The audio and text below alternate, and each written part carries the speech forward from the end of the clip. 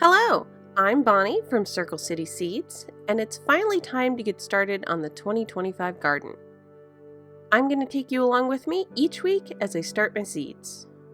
I'm located in central Indiana, and my last frost date is at the end of April, so this is 13 weeks before the average last frost for the year.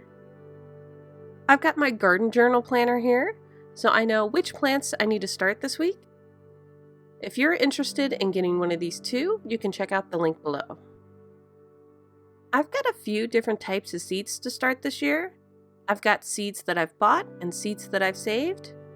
I also have some seeds that I started cold stratifying in the fridge a few weeks ago. I'm going to get started with onions. I've got quite a few different varieties that I like to grow. This first one is a blush onion. I was running low on these last year, so I got a second packet. These onions are kind of halfway in between a red and a white onion, and they are round and light purple. When starting my onions from seed, I usually sprinkle my seeds on top and then cover them a bit more with my growing medium. Lately, I've been using coco coir, but in the past I've used peat moss, and that works great too. For green onions, I've got this older pack of white Lisbon bunching onions. A year or two ago, I actually had a pack of green onion seeds go bad on me, which was a first for me. I had heard that onion and carrot seeds usually go bad faster than a lot of the other seeds. The pack that I had was at least 7 years old, and it wasn't really a big deal. I started some more green onions from another packet once I realized that none of the green ones had popped up. I was really hoping to get my hands on some Egyptian walking onion seeds this year, but it didn't happen. Next up are some Walla Walla onions, which are great round yellow onions. I've grown this variety for a few years now, and they store really well. I'm planting all of my onions in these 5x5 containers from Bootstrap Farmer. They are super sturdy, come in bright colors or black, and they are recyclable if they ever do break. I've had this set for at least 5 years now.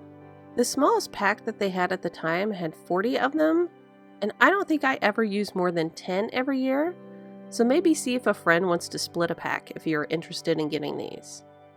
I actually used quite a few of these containers last year when I was making my first quilt to sort some of the smaller cut pieces of fabric.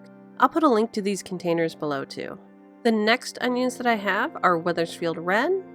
I heard about these one year from Luke at MI Gardener, and either these ones or the other red ones I have are actually short day onions, but he harvested some big ones up in Michigan, which is a bit north of Indy. And these are Elsa Craig onions. I got these for the first time last year, and they're supposed to be very large yellow onions, but the shelf life may not be as long as the Walla Walla ones. I had a terrible garden year last year, so I'm not sure if any of them made it, but I've got high hopes for this year.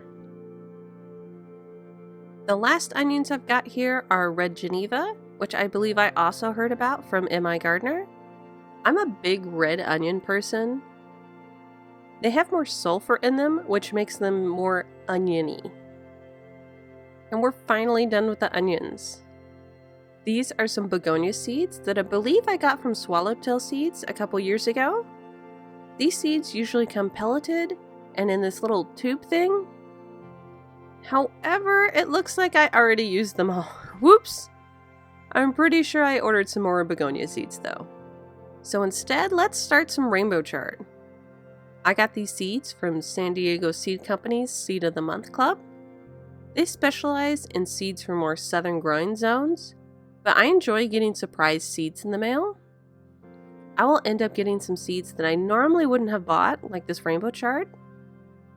I've not had chard, but I've seen the photos.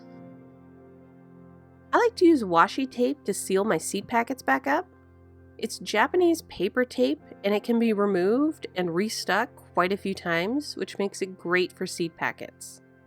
Next, let's start some Lisianthus. I believe these also come in a little tube. I'll put a photo of these flowers up if you're not familiar. They look kind of like roses, and I believe they are a light periwinkle bluish color. I think the first year I tried them, I didn't do a great job at starting them from seed.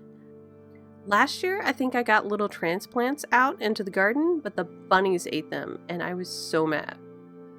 The bunnies ate pretty much anything that wasn't in a raised garden bed. And this is celery. I'm still working on my celery growing skills.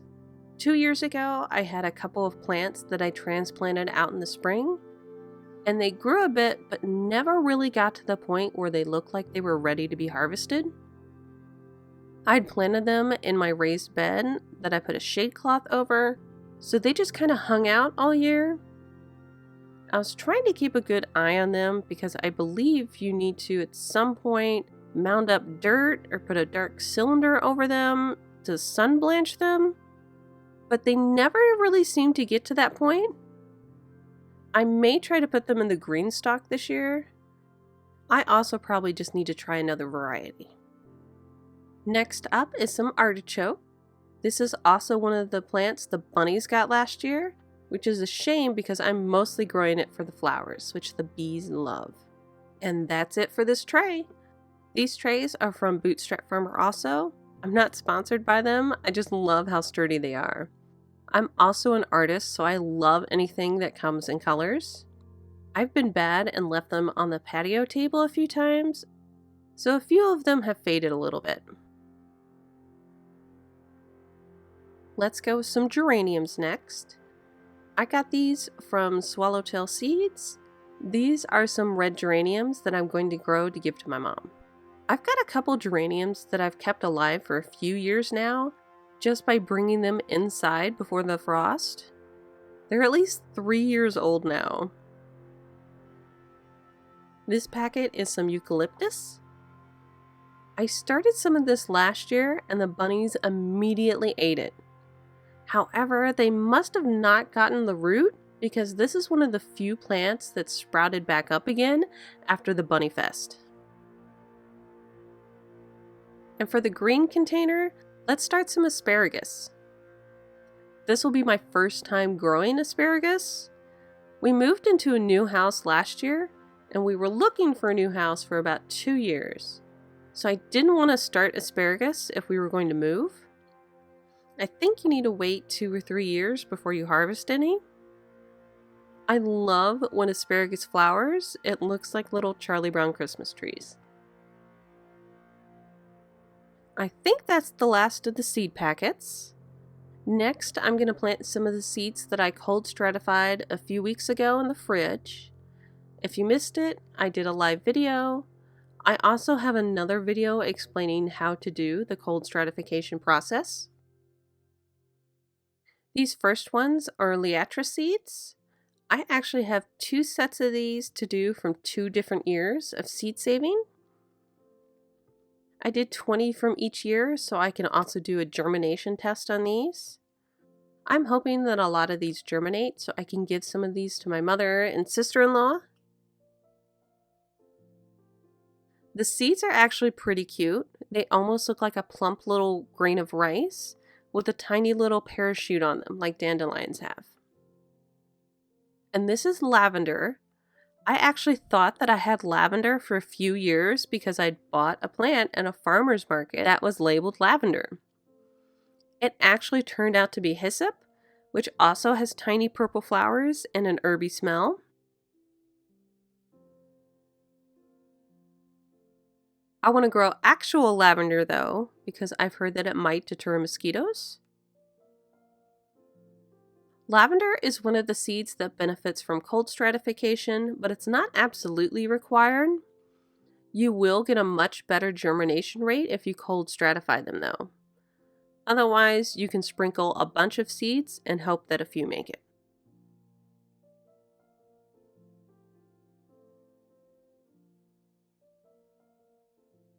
Next up is columbine. This columbine was planted by the previous owners of our last house, and it's one of the first flowers to bloom in our yard. These ones are a lovely deep purple color. The previous homeowners had put these in the backyard, which was not ideal for us and our dogs. Columbine can be toxic to dogs if they ingest it. We always watched our pups, and they didn't seem to have any interest in the plants. One of our other dogs, Amber, loved to eat some of my spicy peppers, tomatoes, and green beans straight off the plant. And now for some of the seeds that I've saved over here. First up are some seeds that I saved from our roselle hibiscus plant. This is the type of plant that hibiscus tea comes from. I had about 4 plants this year, and they produced a lot of seed. I need to read up more on how you actually harvest it for tea though. It sounds like you harvest it when the flower is not bloomed yet, and it's the outer bits of what would be the seed pod that you grab. These are some lily seeds that I collected from our old house. We had quite a few colors, and one in particular was a bright red and orange. It was like fire. I didn't do anything to keep them from cross-pollinating, so we're just going to plant these and see what we get. It would not surprise me if these actually needed to be cold stratified as well, since they're perennial flowers. But I'm just going to put 20 in here and see what happens.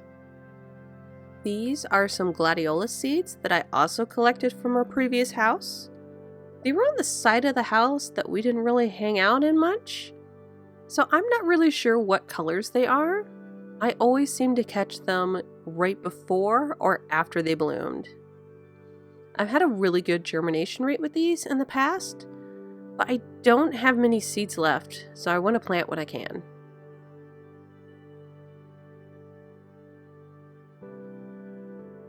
These are some lantana seeds that I've collected from a few of the hanging baskets we've had in the last few years. The seeds kind of look like shriveled up blueberries. The color that I always get is one that changes in between pink, yellow, and orange.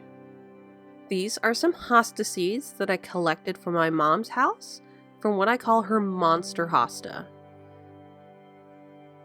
She has this hosta that she's never split up that takes up a whole 4-foot square bed by her garage.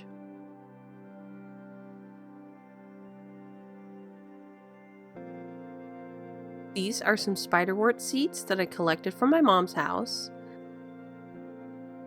They're one of the more unusual looking seeds, and I'll put a picture up. They look like tiny stone belly buttons.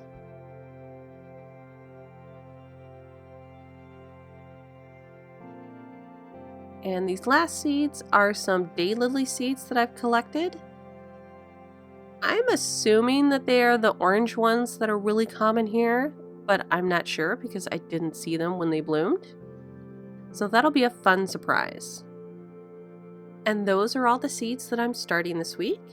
Make sure to follow along and join me next week to see what I'm starting from seed, as well as to check up on the progress of these plant babies. Thank you so much for watching. And if you want to learn more about saving all different types of seeds, make sure to like, subscribe, and comment below what seed saving video you would like to see next. If you would like to purchase some of the seeds I've collected, you can do so in my Etsy shop or on my website, circlecityseed.com. Happy seed starting!